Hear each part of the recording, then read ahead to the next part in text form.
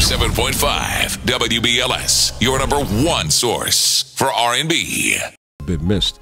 Just from a music standpoint, from a style standpoint, you have been tremendously missed. And it's nice to know that you have, kind of regrouped and reinvented yourself a little bit. But I know that you've taken a hiatus for great cause. Yeah, definitely. And if you don't mind, I would like to delve a little bit into that. I do know that, and my condolences goes out to you and your family. I do know that, you lost a very important, integral part of your life. Yeah. And that's grandma. Yeah, that was a few years back, yeah. That was a few years back. Yeah. But, a few years back is still something that can be very, very present in our lives right now. But it's the thing about that I talk about, there was a silver lining in that. Because at that point, I guess the politics of the music business made me not love to make the music. Like I was pretty much done with it. Got it. And I was like, I'll just do concerts and maybe write a song here or there, but I didn't love it, and I never want to make music if I don't love it. Wow. And my grandmother was, when we was young, we would do concerts in her living room for company and stuff like that. Yeah. So she passed in May, and that made me start reflecting on all of that. And then in June, Michael Jackson passed, which is one of my biggest musical influences, and then that took me back to start listening to all of that stuff. So the combination of those two things reignited the spark to make music again. Well, brother, I'm glad. I truly believe that when the flesh is no longer with us, the spirit still survives. Oh, it definitely does. So I want to believe that grandma spoke to you at some point. I think she went into my daughter. There you go. Who is a little old lady at 4 years old. That's where I think she's at. And inspired you to say, it's time. Very much so. It's very much time. And as far as that Michael Jackson thing, when I think the entire world was devastated, I got very emotional myself when I heard that Michael transition. You just don't expect. Death is always unplanned. Right. We just never know. We know it's coming. We just don't know when. We just know. Like a thief in the night. Wow. Thief in the night. So heavy, man. So heavy. His name is Case, ladies and gentlemen. He's with us tonight, and he's back. He's back with All Guns on Fire.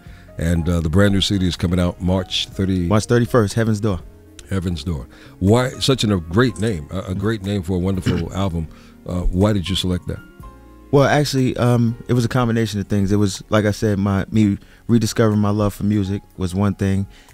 Things were good with the kids and family life and everything, so it was like I was at the doorstep of my own personal heaven, and that's how I went into this project. Brother Case, I have a special surprise for you tonight. Oh, wow. And this is probably a surprise that you probably didn't expect. But you mentioned just a little while ago that one of the all-time favorite songwriters. Oh, man, don't tell me that. One of the all-time favorite songwriters do of your not tell time. me that. One of the top 3 songwriters in the history of music. And you mentioned a gentleman who is a very good friend of mine who just celebrated his birthday. Wow. And his name is Smokey Robinson. So, wow. Smoke, can you say hello to Brother Case? Wow. Case, how you doing, man? Oh, man, I'm great, man. Oh, man. I appreciate what you said about me, brother. Thank you very much. Man, no, thank you, man, for all that you given me, like in the way of inspiration. My dad was the biggest Smokey fan to this day, actually.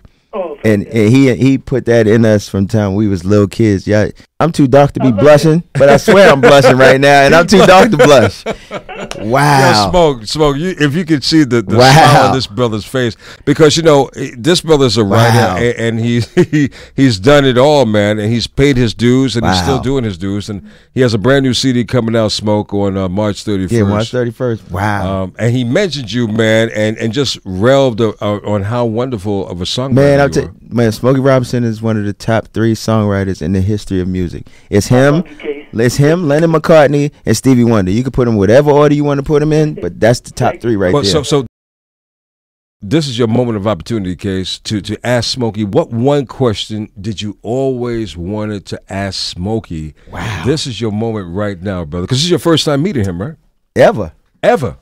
Yeah, I'm glad it wasn't face-to-face because I probably embarrassed myself. Well, I hope we meet face-to-face one day. Yeah, I do too, man. I definitely do, man. But what one question would you always want to ask Smokey? You know what? What was it like being a part of something as historic as Motown? Case, it was an unbelievable life experience, man. I mean, it's something that I'm so blessed to have been a part of all that. It's just far as I'm concerned, how we did that was a once-in-a-lifetime musical event, man.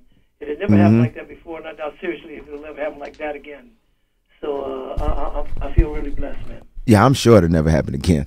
Like, that was historic, especially for black people to be doing that in the 60s. Yes, Yeah, baby. That was crazy. That's crazy. Hey, Smoke, I Lenny, love you, man. Lenny, you just, yeah, man.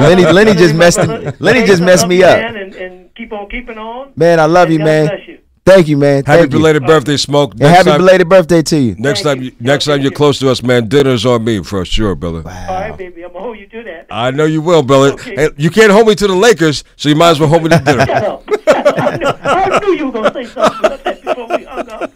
Have a good night, Smoke. Okay, man. Bye.